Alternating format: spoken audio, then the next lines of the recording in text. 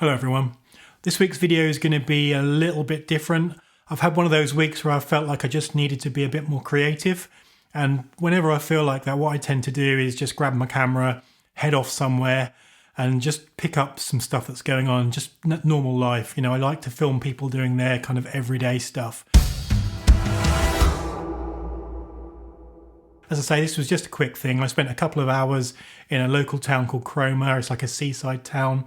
And I love it this time of year because it's a very touristy spot, but at the moment it goes really quiet and it kind of has a solemn feel about it. So I kind of wanted to pick up on that in an interesting way. So yeah, I'll show you that in a moment.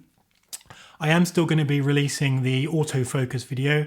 It's just that that's been delayed a little bit because I want to do some of it with an external recorder. So I picked up an Atomos Ninja. I've had a few problems. The fan's been making a strange noise, so I've had to send it back. So as soon as I get the replacement, I'll carry on with that and get that out. But yeah, while I had the Ninja, I took that with me when I went down to the coast. And it was really interesting because I was shooting in ProRes RAW and it's such a lovely format to work with. It's really fast for me to edit. For the whole thing, I used the FX3, as I say, shooting ProRes RAW to the Ninja. And also the whole thing is done with the Sony 50mm G Master lens.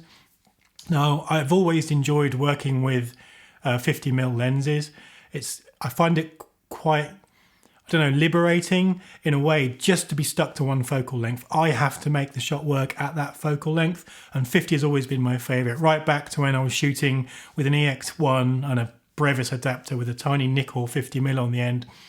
You know, ever since then, I've always preferred just to put the 50 on and then head out. I really love the way the autofocusing works.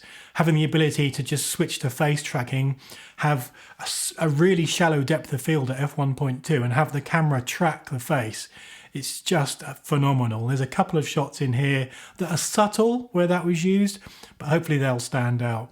I didn't really have any problems with focus breathing. A lot of people have reported that that's quite bad with this lens, but I actually found it was not too bad. I mean, I'm using the lens now, and I don't know if the 35 and the 24 are maybe worse, but certainly with the 50, it hasn't really bothered me. There's a couple of tests you'll see in the video. Again, they're subtle, but they're in there. I did a couple of focus pulls lined up so that you can see the edge of the frame moving. But bear in mind, this whole thing was done handheld. Well, with the exception of the opening shots on the tripod, where I'm in it.